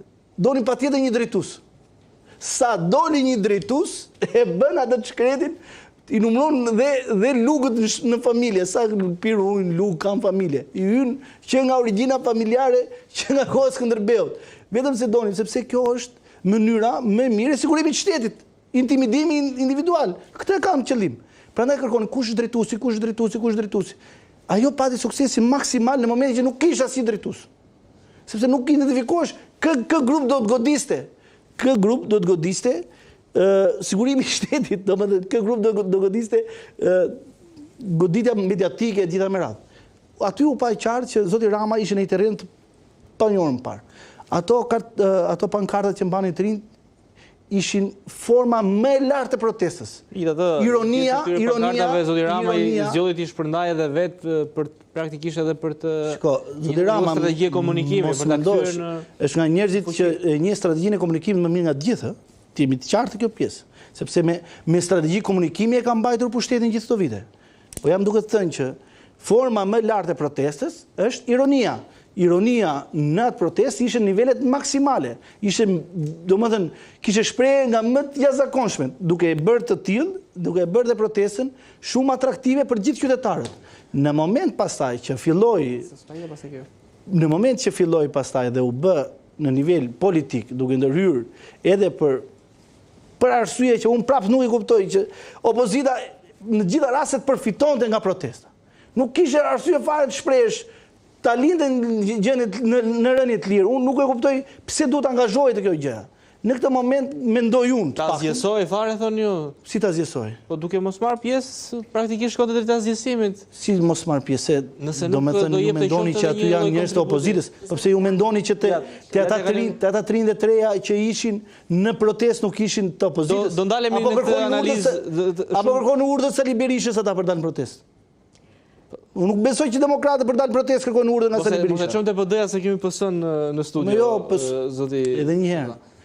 Unë qëndrimi im ishte që protesta duhesh lënë të bënte punën e vet siç e nisi. Ti ishte në rrjedhën e vet. Kaq. Ti japëm fjalën zonjës Spahia se si nën kryetare e kuvendit ka qortime të forta. Edhe diçka të fundit fare.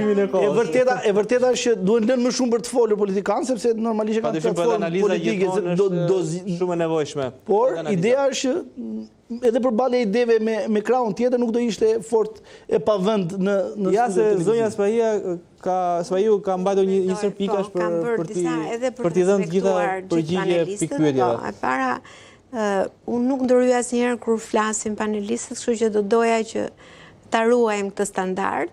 Edhe do përpiqesha që shkurtimisht edhe për të mos ta ulur nivelin e debatit. Siç e kuptojmë këtu, të gjithë ne e pranuam që kjo lloj proteste siç filloi, pra se ka një ndryshim shumë të madh me atë që kemi parë javën e parë dhe me atë që shohim sot, dhe për këtë besoj jemi dakord gjithë se kemi protestën përballë edhe e shikojmë. Po pse Partia Socialiste zgjedh të komentojë këto ditë të fundit dhe jo ato ditë të para? Të lutem, po alam që nuk do, tash mos e prishti standardin. Okej, e vendosëm standardin. Plot gjëra që tha avokati, në të gjithë fjalët unë isha kundër, megjithatë unë nuk ndryva sepse duhen respektuar mendimet. Unë e kuptoj për shembull që avokati thotë Edi Rama duhet dorëhiqet sot, po sot. Edhe unë i them avokatit, Edi Rama e ka marrë mandatin për 4 vjetë dhe nuk ka për të tërhequr se e kanë mandatuar 850.000 njerëz që i kanë besuar ta vazhdoj për 4 vjetë. S'është dakord, po tani jemi dakord gjithë. Tani vetëm një ndërhyrje të shkurtër. Mandati është për të qeverisur, jo për të vjedhur. Domethënë ka diferencë shumë të madhe. Nuk tani demokracia nuk funksionon është mandatuar për të qeverisur këto 4 vite. Dhe mbi të gjitha, pra për të qeverisur, jo për të vjedhur. Kemi një detyrë shumë të rëndësishme që e thash në fjalën time fillim dhe s'dua ta përsëris. Këto protesta kanë vendosur, unë jam dakord që kanë vendosur një standard të ri ashtu siç nisën për mbrojtjen e mjedisit. Tani, mua të paktën më bën të mendoj në një mendje të ftohtë dhe të kthjellët dhe dua që edhe mund ta analizojmë edhe këtu që në momentin që të rinj, të reja, qytetarët që menduan që aty po bëhet një projekt, aty po bëhet një investim, aty Shqipëria po shitet, pra gjithçka e krijuar nga një dezinformim, ishin padyshim të gjithë, edhe socialist, plot socialist, me shumë të drejtë, dolën në protest për të parë ku është shitur, ku është dhënë projekti, ku është projekti gati, kur po ndërtohet, pavarësisht se ai mund të jetë një investim shumë i mirë për Shqipërinë. Në momentin e parë që ti, unë, rinia nuk ka informacion, padyshim ai do të ishte reagimi. Edhe jo vetëm i rinis, se aty unë kam mbatur plot shok e shoqet mijat të spitalit, infermiere, doktorë që kanë dalë për çështjen e mjedisit. Ajde e përballim me situatën sot ku ka një lloj informacioni dhe mendoj unë tani edhe si parlamentare që gjëja e parë dhe mësimi i parë që ne duhet nxjerrim nga kjo protestë, fillimi i kësaj proteste është që do të jetë shumë mirë që çdo lloj projekti, prandaj do miratohet ai ligji i referendumeve. Çdo lloj projekti është shumë më mirë të diskutohet, po projekti nuk ekzistonte. Pra një gjë që nuk ekziston, ti s'ke çati diskutosh. E para, e dyta, ky standard i ri, po, padyshim, do ta vendosi këtë qeveri, këtë mazhorancë, këtë parlament në një sforco tjetër, që duhet ta kuptojnë shumë mirë që sa herë që bëhet fjalë për të sjellë një investim të rëndësishëm për Shqipërinë që janë të padiskutueshëm shumë të rëndësishëm, për të ardhmen në vendin tonë ashtu siç e përmend edhe nga zoti Çoçoli, ekonomia jon varet shumë nga turizmi. Dhe tani, po flisim me një njeri që kam takuar dhe duke ardhur nga Durrësi, duke jetuar në Durrës, ku të ardhurat kryesore janë nga turizmi, kam kontaktuar dhe nuk dua t'ju a them, sepse duket sikur ka plot njerëz, analist, ekonomist që thonë, po jo më çaja, ato që thoni ju se u varka turizmi nga protestat, po janë fakte. Ti shkon sot në për hotelet prestigjioze që janë në Durrës dhe të thonë, ai 15% që kanë ata shtretër që mundet vetja ofrojnë pushuesit direkt, sot i kanë bosh. Po ta krahasojnë me verën e kaluar, këto shtretër kanë qenë totalisht okupuar. Ato flasin për kompani prestigjioze, ju mund të thoni, është opinioni juaj, më zotri, ose nga çmime 3 herë më të larta se... Okej, dakord. Se normal, ja. Ju lutem vetëm mos ndërhyrni. Shkoni, flisni me agjenci turistike, shkoni, flisni me njerëzit që drejtojnë turizmin elitar, që ta kuptonin çfarë do me thënë qëndrueshmëri dhe stabilitet. Dhe nuk është për Partinë Socialiste, është për çdo familje shqiptare që ka aty të punësuar, për ekonominë shqiptare, për një turizëm elitar. Dhe ne, kur flasim për investime të cilat vërtet do t'ja ndryshonin. Shkoni, shikoni, unë i kam parë të gjithë, i kam tentuar të shkoj e zhveshur nga politika në turizm, në hotele të ndryshme. Kam shkuar tek Melia, për shembull, nuk kisha shku ndonjëherë, me thënë vërtetën, nuk kishte ra me shku, me pa, me nejt në ditë, kam shku kampanjë një rezorti turistik, Melia Resort. Kampanjë standard komplet tjetër që ofrohet, ku kishte vetëm pushues të huaj. Padyshim që ai që drejtonte rezortin kishte edhe kërkesat e veta. Për çfarë? Kërkesa e tij shumë e drejtë është që të kemi një shërbim autobuzat, pra shërbimi publik duhet jetë shumë më i mirë. Dhe këto janë plane të cilat padyshim të gjitha këto ankesat kthehen në plane pune. Dhe këto janë gjërat që ne duhet na bëjmë. Të lëvizim, po ju mund të qeshni, është e drejta juaj.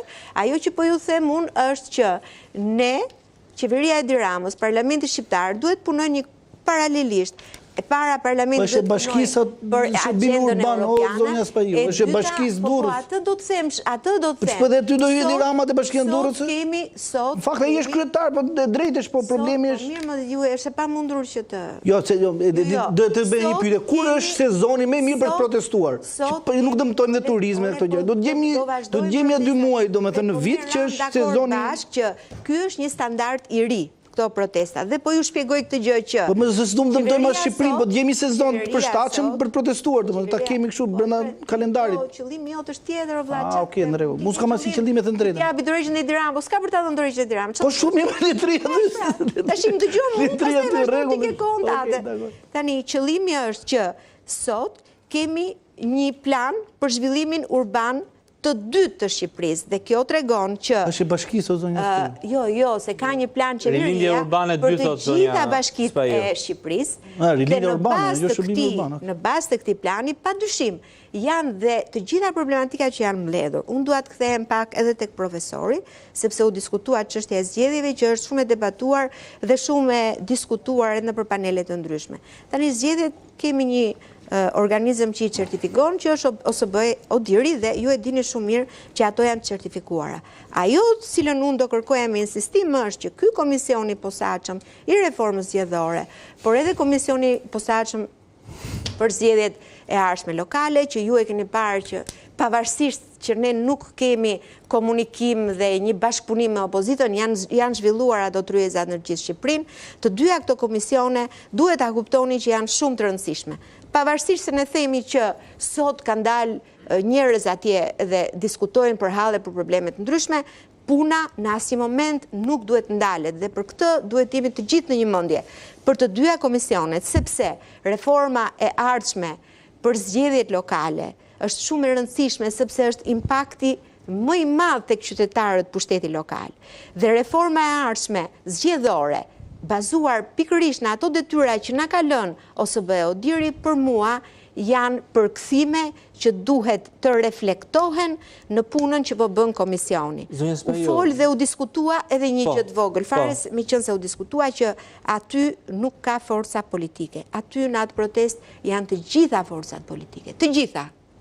Nuk ka forcë politike që nuk është futur në atë protest për të marrë pak energji nga protesta. Po atë energji nga protesta, energjin pozitive nga protesta, po edhe aty do të flasim, do të ndalem, sepse energjin pozitive nga protesta t'jeni të sigurt që ajo energji pozitive duhet të kthehet në një plan pune për të paktën, për edhe këto 4 vite të ardhshme, për Partinë Socialiste, për Edi Ramën, me gjithë qeverinë që ka, në mënyrë që të dinë të adresojnë çdo zë qytetari që është në shërbim. Atëherë ju mund t'i komentoni si të doni. Kjo është, ju po thonë që janë forcat e errta, pastaj do ta marrin parasysh energji pozitive. Ju mund t'i transformoni fjalët e mia, po këtu ballë për ballë jo. Profesor, ballë për ballë me jo. Komentet fjalëve tuaja unë nuk bëra. Po ju them edhe një herë. Ne e kemi lexuar protestën ashtu siç duhet. Ja ku e ke protestën, po ta shpjegoj siç nisi dhe ku është. Mos ka nevojë të më shpjegosh se unë jam çdo ditë në protestë. Vazhdoni, ju keni të drejtën tuaj dhe shumë mirë që dilni ju. Tash ja mund të flasim me bloqe më të shkurtër se 20 minuta secili. Patjetër, unë nuk ju ndërpreva. Ku ta gjej që dilni ju në protestë? Ku ta gjej dilni ju në protestë? Problemi është shumë mirë. Problemi qëndron që pas asaj proteste ju garantoj unë që ka element të mbështetur nga forcat e errta që duan të pengojnë Shqipërinë në procesin e integrimit.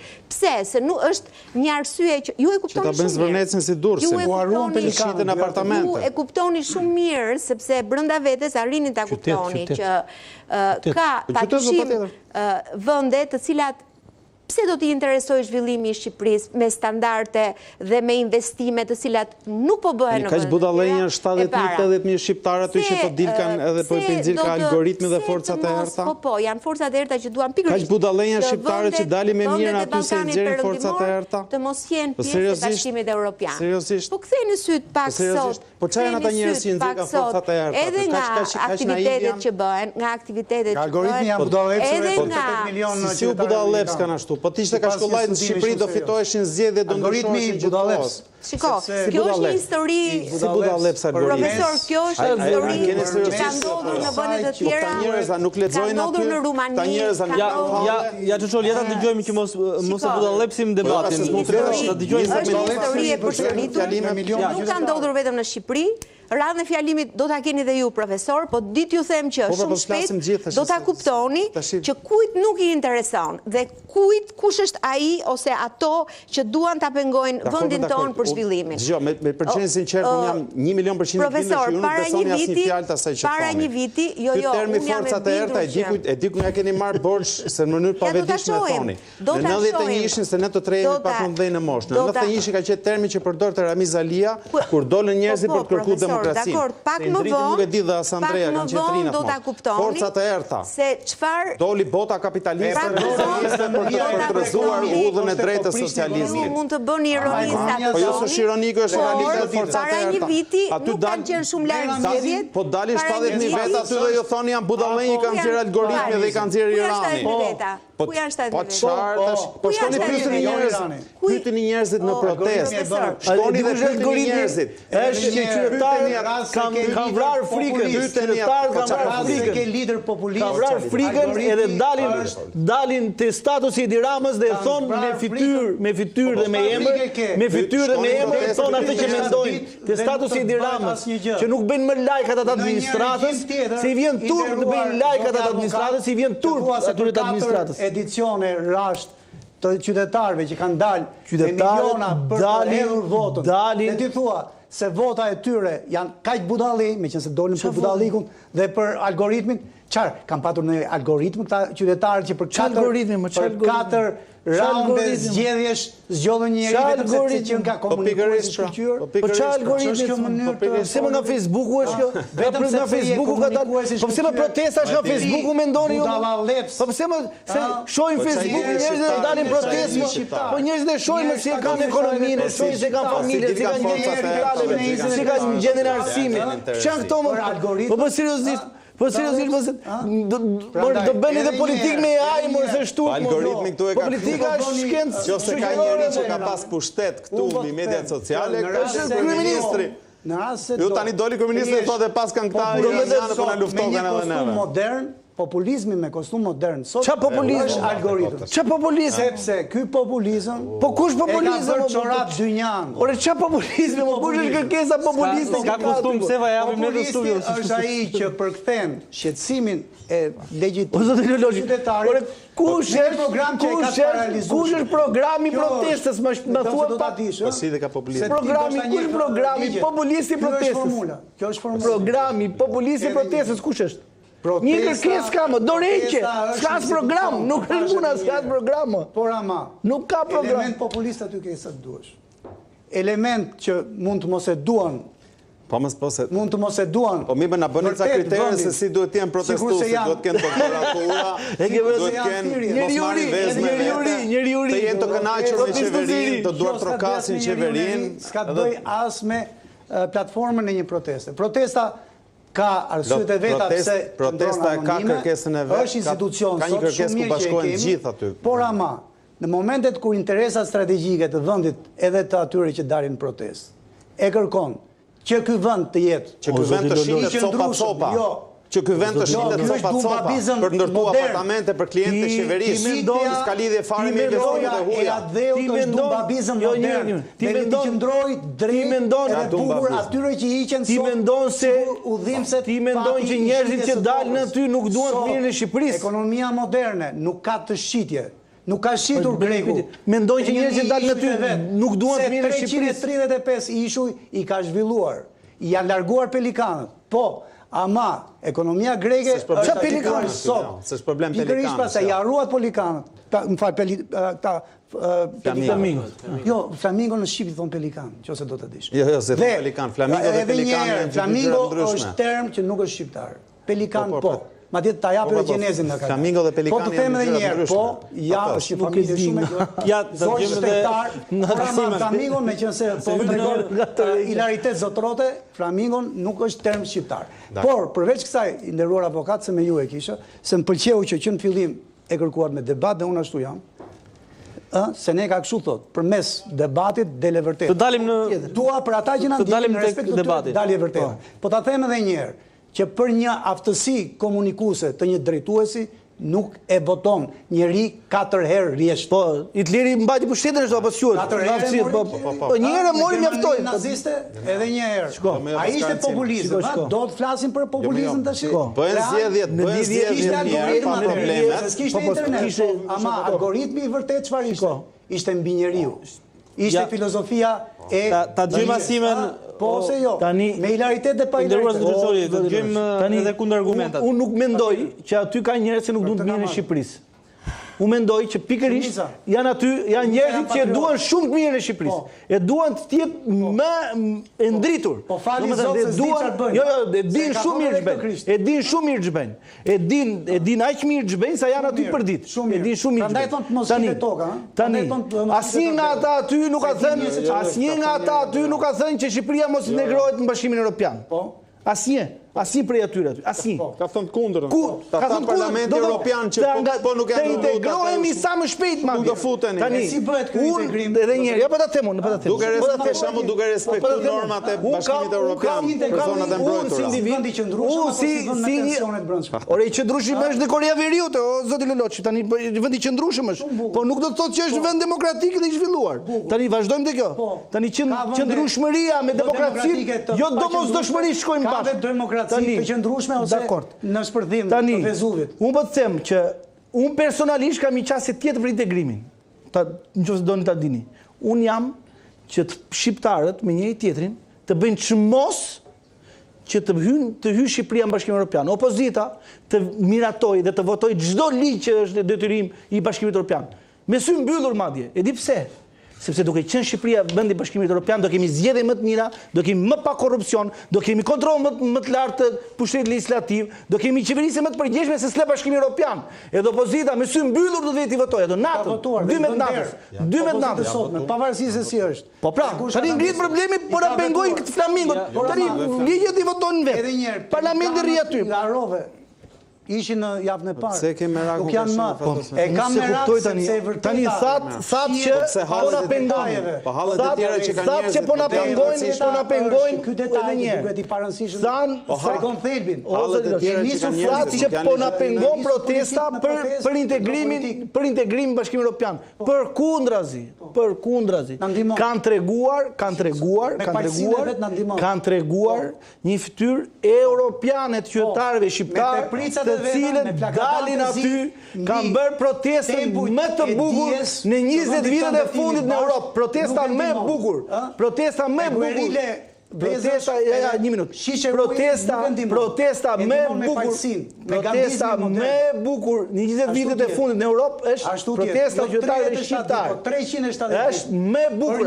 Më e bukur. Tani, gandizmi modern i duhet t'i vë. Tani, është protesta më e bukur. E para, e dyta. Qytetarë shqiptarë kanë dalë. Sepse është më e bukur, nuk do të thotë se jep zgjidhje vendit. Është një moment zgjidhjen e jep politika. Zgjidhjen e jep politika. Zgjidhja politike. Tani, nëse zoti Rama e ka zgjidhjen politike, e ka ai në dorë. Edhe një herë të mos personalizojmë. Po në këtë studio kam thënë, nuk ka një mekanizëm politik për të detyruar kryeministrin për dhënë dorëheqje. Ka vetëm një mekanizëm. Shikoj, Tirana ka 840 banorë. Çfarë referendum është mora man më nderuar avokat? Sa banor ka Tirana? Ka tani edhe një herë. Po tani sa në nivel politik ma kalove te referendumi, po të them prapë. Sot në Shqipëri fal ndryshimeve kushtetuese sepse kaluam nga janë 840 për protesta po flas.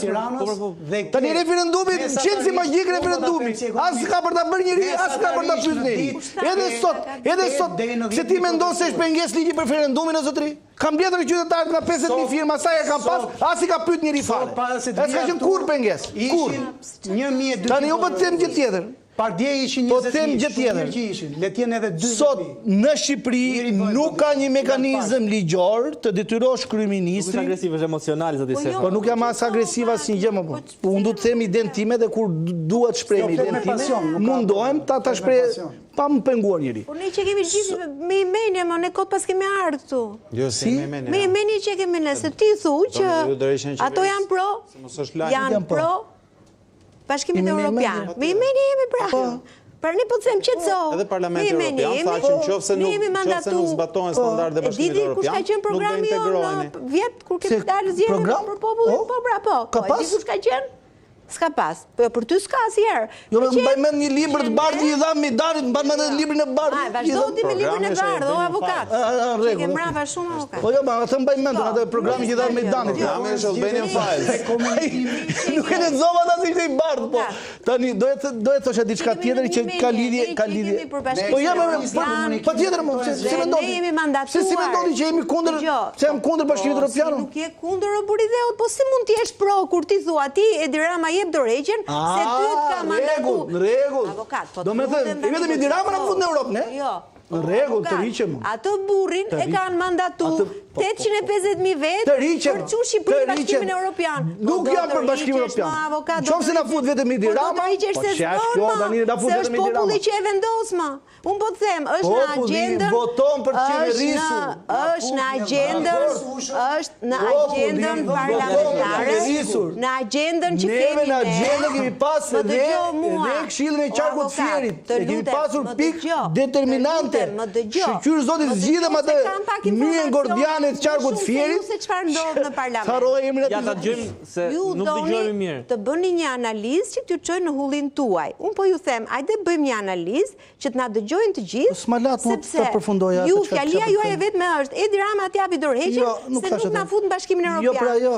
Ku e dëgjove tjetër? Ti që në fillim bisedës tonë, nëse ke thënë gjë tjetër përveç kësaj. Unë thash. Jam dakord që qeverisja, vjedhja, abuzimi, arroganca, të gjitha këto ka një kërkesë. Dorëheqjen dhe zgjidhja e vetme kësaj është zgjidhje politike. Dorëheqja, dhe dorëheqja nuk lidhet as me Bashkimin Evropian, nuk lidhet as me rrugën na fut apo jo. Unë po ta them prapë. Unë dua nga klasa politike shqiptare. Ministri i Shqipërisë dhe të kanë votuar shqiptarët për të drejtuar vendin dhe të kanë votuar për të qenë antar i Bashkimit Evropian.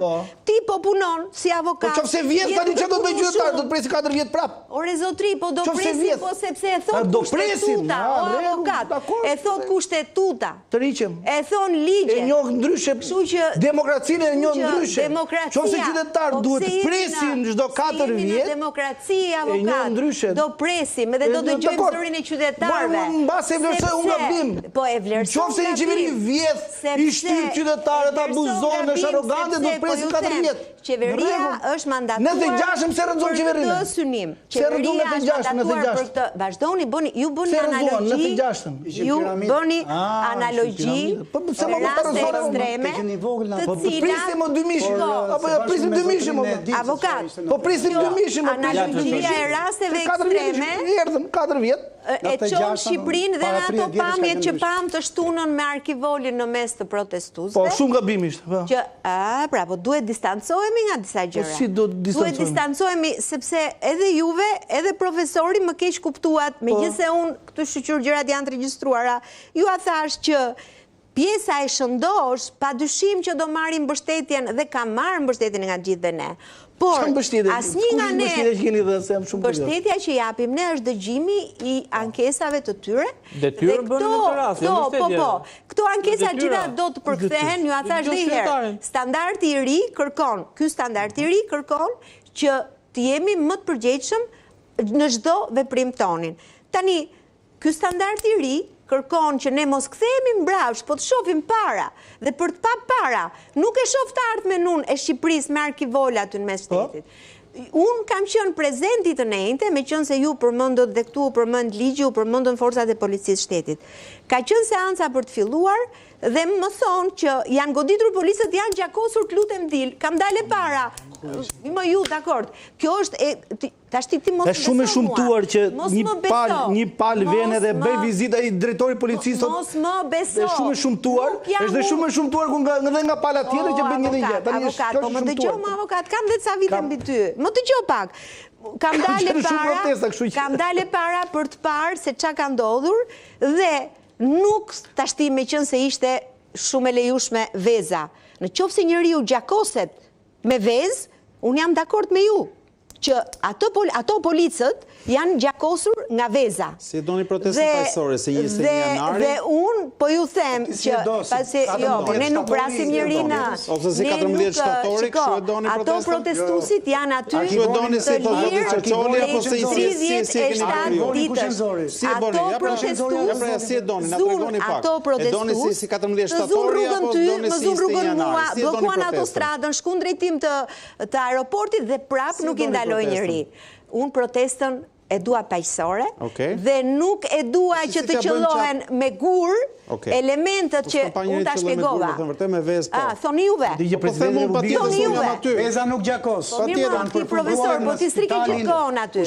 Profesor, unë isha aty.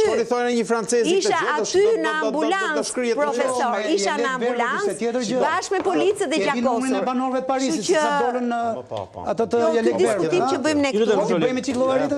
Nëse më di dhunë madhe të mërshme Shqipëria. Po shkruajnë të gjithë mediat në botë. Po shkruajnë të gjithë mediat e huaja dhe po i bëjnë reklam Shqipërisë, sepse po thonë që protestuesi shqiptar, qytetarë shqiptar kanë dalë ka 37 ditë që po bëjnë protesta paqësore, që nuk ndodhi me asnjë vend tjetër, se bravo i qoftë këtyre njerëzve që po dalin dhe po tregojnë janë europian. Fytyrë të Shqipërisë nuk e shef me asnjë vend. Ju kapeni te veza. Ju mund të merrni me vezën. Se nuk duan. Ju kapeni te veza. Po vezën ka lezet. Ka lezet, ata tregojmë serioz tash i flasim.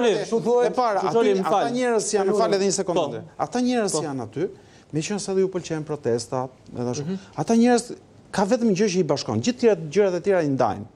Se ka të majt, ka të djathtë, ka kështu ashtu e tjera. Ka vetëm gjë që i ndajnë. Duan tërheqjen e qeverisë. Nëse doni të dëgjoni, si thoni se po dëgjojmë, po marrim energji pozitive ashtu, dëgjojeni, kaq, e thjesht. Sa janë në raport me 840.000 hiq ata që lexoj raportin ose bëjë Odirit, lexoj raportin, hiq gjithë duke filluar nga Burgu Elbasanit e gjithë tjerat, edhe pastaj llogaritën e sa janë. Edhe disa pika karburanti. Çfarë bëri me edhe krahasime me lek verdhë, çfarë bëri qeveria në Francë? Çfarë bëri qeveria në Francë? Na dorejnë qeveria? Me popullsinë e Parisit ishte 1/20. Zoti Çoçoli, disa është raporti i ka qenë 120.000, sepse ishte i shifër vërtet që unë jam ekonomiste dhe shikoj shifrat. A da dorejnë qeveria në Francë? E di që është edhe një herë tjetër. A da dorejnë? Po ti flas më fare, pastaj se flasim me zhurmë, nuk flasim dot. Të lutem. Ja të shtoj diçka Asimja dhe do të bëj pyetje. Unë shumë me zhurmë nuk flas dot, më thënë vërtetën e kam siklet. Ç'është kështu? Çdo ditë që debat nuk është zhurmë. Nëse e respekton debatin, mos e quaj zhurmë. Ja ta dëgjojmë argumentin e Asimit. Tash edhe tash, se ndërhyrje kështu me çdo fjalë rrugë. Mos e quaj zhurmë. Unë do ta quaj ashtu siç më do qefi mua, siç e kam mendimin tim. Kjo është e drejta ime për të folur dhe nuk ma kufizon njerëz se do flas. A je në gjendje të më dëgjosh? A je në gjendje të më dëgjosh? Më ka ftuar për të bërë një debat. A je në gjendje të më dëgjosh? Sipas qefit bëj aty ku mendon se mund të bësh. Jeta dëgjojmë. Te di Andrea që është pronari i emisionit, edhe ai e cakton këtë gjë. Ai është moderatori, është pronari, por ju lutem, është pronari i ndershëm. Edhe shumë cilësor. Jeta dëgjojmë zotin Asimja dhe pastaj do vi tek ju direkt zoti Çoçoli. Okej, tani. Përgjegjësi para atyre që na ndjekin. Tani, çështja është e thjeshtë. Kjo protestë është ashtu siç është. Unë e vlerësoj dhe mendoj që është gjë jashtëzakonisht e rëndësishme për Shqipërinë. Kjo protestë bëri midis të tjerësh që edhe Parlamenti Evropian, edhe institucionet tjera dalin dhe t'i nxjerrin lakrat në shesh dhe të mbajnë qëndrim për çështjen e integrimit dhe tregojnë gjithashtu që integrimi nuk bëhet nëse shkelen ato që janë direktiva europiane. Edhe në raport me Zvërneci, por nuk ishte vetëm ajo. Pas kanë fshehur lakrën. Kjo Zvërnecin, lakrat pas kanë fshehur Komuniteti Evropian. Tash më dëgjoj pak lutem. Lakrat në shesh tani nuk flitet kështu. Po dëgjoj pak o burri dheu tash se s'ka lezet. Atëherë është vërtet me lezet pa lezet. Ta dëgjojmë Asimin edhe pastaj do vi tek ju. Do vi tek ju. Pranuar debatin që ardhur. Ju lutem, Çoçoli, do vi tek ju sa të dëgjojmë Asimin. Më do flasësh vetëm ti. Jo, e kisha vetëm 1 minutë. Të lutem, ta dëgjojmë zotin Asimin dhe pastaj do vi tek ju. Do vi tek ju zoti Çoçoli. Po një sekond më buri të flas 2 minuta, më pastaj fol sa dush, nuk flas më të premtoj. E more fjalën kur e kisha unë, ta dhash. Të lutem Çoçoli, Asimja. Kjo protestë është jashtëzakonisht pozitive. I ka përmirësuar imazhin e Shqipërisë sepse brenda dhe jashtë vendit, sepse ka treguar që shqiptarët reagojnë. durojnë shumë, patjetër se kanë duru edhe reagojnë. Dhe nga ana tjetër, mund të thua çfarë duash për protestën. Mund ta shash, jo kështu, ja ashtu është nxitur nga kjo, është bërë nga kjo, janë kështu, janë ashtu etj. Në fund të fundit, çdo ditë që kjo protestë vazhdon, çdo kush që sulmon protestën, në fakt çfarë bën është duke i bërë keq vetë qeverisjes. Dhe gjëja, në fakt, ku ta shohësh nga një pikpamje komplet cinike, gjëja ideale që mund ndodhi është që Rama të vazhdojë, mos japi dorëheqjen, protesta të vazhdojë, sepse çdo ditë që protesta vazhdon, tu ikin me qindra vota socialistësh, se pjesën tjetër pastaj është e qartë se për kë do votojnë ata që janë aty shesh. Dhe në këtë aspekt që ta mbrosh që protestën, mendoj që është gjëra më logjike në këtë moment. Që ta sulmosh protestën ka një problem shumë të madh, pikërisht sepse kur ti e sulmon protestën, je duke diskredituar edhe veten tënde në radhë të parë. Dhe ky është problem i madh që duhet ta kenë parasysh edhe ata që e sulmojnë protestën, me lloj-lloj arsyesh, jo ishte Irani, jo ky, jo ai, jo ne kemi fituar me kaq vota etj, mbasi dihet se si janë fituar votat, edhe të gjitha këto bashkë. Unë kaq kam tash edhe nuk flas më, vazhdoni dhe flisni, nuk ju ndërpres më fare. Ishte protest, zoti Çoçoli? Jo, edhe protest brenda emisionit nuk ka asnjë gjë. Është e mirë kur është paqësore. Pyetja për ju ishte kjo, zoti Çoçoli, sepse më bëri shumë përshtypje fakti që kritikove mediat perëndimore. Nëse do ishe kryeredaktori i Washington Postit, nëse do ishe i New York Timesit kryeredaktor, si do ja vendosje titullin kësaj proteste? Atëherë, unë duke qenë ekonomist, shikoj kush është. 5 fjalë. Patjetër, 5 fjalë. Që ta kuptojmë edhe për ty se çfarë është kjo protestë. Edhe një herë, nuk jemi këtu për t'i dhënë mend gjigantëve të informimit publik ndërkombëtar. Ata kanë një jetë, por janë dy gjëra. Ku janë përshkuptuar ata? Ti përmende postën e Washingtonit, Washington Post. Posta e Washingtonit ka një shprehje të bukur. Jam i bindur që të gjithë panelistët e demokracia vdes në errësirë, po. Demokracia mund të përkthehet me atë mënyrë se si është përcjell lajmi në këto 37 ditë që rolepset në dizinformim apo në deformim të informacionit. Ti më përmende çfarë duhet të japi një media që realisht kërkon për ndjekësit e saj të japi. Si do e vendosë titullin Çoçoli? Embulimit të një ngjarje. Gjë e parë është të thuash të vërtetën. Çfarë kërkojnë këta njerëz? Çfarë është e vërteta për kjo protestë?